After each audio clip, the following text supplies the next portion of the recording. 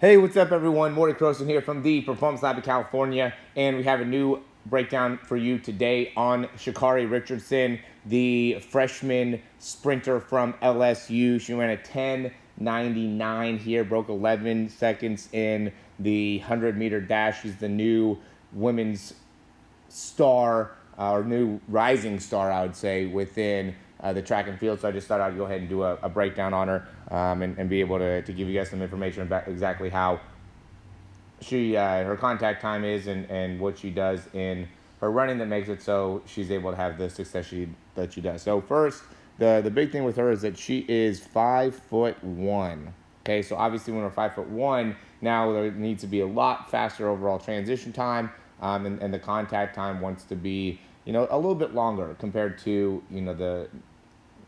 if you're taller, the taller you get, then the shorter the contact time wants to be, and the longer the transition time just naturally ends up being as you get shorter.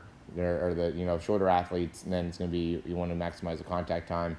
Transition time is just naturally going to be very, very fast just because you're not as tall. So we'll go ahead and look into Sha'Carri Richardson. So what I see here is that it seems like overall when and this seems like a thing with women sprinters in general, that there's like a bit of a little more time spent behind with their legs spent behind them in comparison to the legs spent out in front of them, and that could have something to do with having a little bit wider QL angle.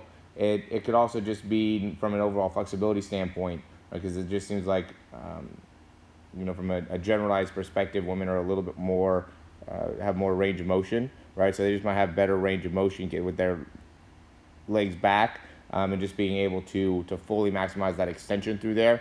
But then that impacts how fast they're able to get into hip flexion, right? So driving that leg forward. There's a little bit more time spent here, not as much time, or then from there becomes a knee drive, where more of the men, as soon as they push off at the higher levels, now they're starting to drive that knee forward a little bit sooner. So just a little bit interesting perspective that I've gotten on it. So you can see that the foot here gets pretty high up back behind there. Then from there, though, excellent job driving the knee up, and then even better job being able to keep that heel pretty close to your butt. It's pretty hard to be able to get that knee up while keeping that heel close, and she does an excellent job of that. Obviously, this is Sha'Carri Richardson here in the lead. And so then from there, with the extension, I think that this is an area where she could probably improve, would be as she's extending her leg, instead of extending that leg down, being able to extend that leg a little bit more out and then pull the foot underneath her. Now, that's something that a lot of those top male sprinters are able to do. But I do think that part of the reason why that does happen, I've seen this within male sprinters as well, is that if you get your foot too high when your leg's back behind you, then it's harder to, as you transition through, get that knee straight, or leg straight, and then from there create that pull. And that's really where it looks like she could have the most improvement. And again, she's only a freshman, so she's like 18, 19 years old and already breaking the 11-meter mark. So, once she can work on her mechanics for a little bit, I think that she's going to end up being a star within the track and field, and probably one of our best women maybe of all time, just because of what her potential is. If you're already fast and you have some mechanic things you can work on, then who knows what you're going to be able to accomplish long term. So, definitely an interesting perspective looking at that, and looking at her overall time. So what I broke it down just like normal. So her contact time is 3:38 here on her right leg. No, sorry, 3:38.3. And then she pushes off at 4:93, so she's probably pushing off at about 92, 91, somewhere in there. We'll just say 92. Cycles her foot to get back underneath her at 34:06. So that's 0.14 seconds. That's excellent right there. Being able to, even though she has her legs back behind her, still be able to get her foot back underneath her in 0.14 seconds. There's a lot of, athletes that we're working with that are closer to 0.18 to 2.2. And so the fact that she's able to do 0.14, and that's with not even bringing that foot up as much, just from an overall just explosive standpoint, the fact that she's that explosive where she gets her feet stuck back behind her a little bit and still is able to get her foot underneath her in 1.14 is amazing. Then from there, she drives her knee up and then pulls and touches back down, probably at about 2.5. 34.25. So her overall transition time is at about 0.32 or 0.33, sorry. And that's on her right leg. So that's pretty good. And then her contact time is about 0.09.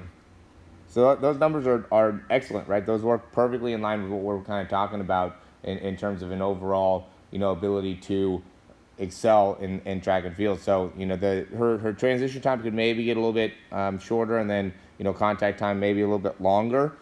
But, and we went over, like, if she was going to be able to work on her transition time, it would have to come into her ability to not get her foot so far up here, and then be able to drive that knee out in front of her a little bit more, and then that'll make it so she can create a little bit more pull out in front.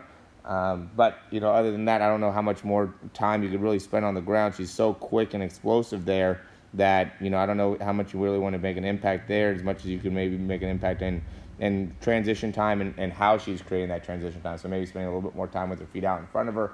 That might be able to work it out. So instead of having that 0.14, maybe get down closer to 0.12, but then still having that same 0.33 transition time. So that would just mean that she's spending, 2.21 seconds with her leg out in front of her. Right now, she's spending 0.19, which still, even to get into these numbers is really, really good. 0.19 is excellent. Now, usually what we're seeing is something more like 0.18, again, with their leg back behind, and then 0.18 with their leg out in front, so you're at a 0.36, or something 0.20 maybe here, and then you're at a 0.38 with your overall time. But now these numbers are even. So essentially what you want to get, though, no matter what the athlete, what's showing, male or female, is that you want to be able to have a similar ratio where you're spending this much time with your leg back in front of or behind you, and then this much time with your leg out in front of you. So you're spending more time, 0.5 to 0.7 more seconds in front of you with your leg out in front of you, rather than making it so you're spending with a lot of time with your leg behind you. And that seems to be a big difference in how well you're able to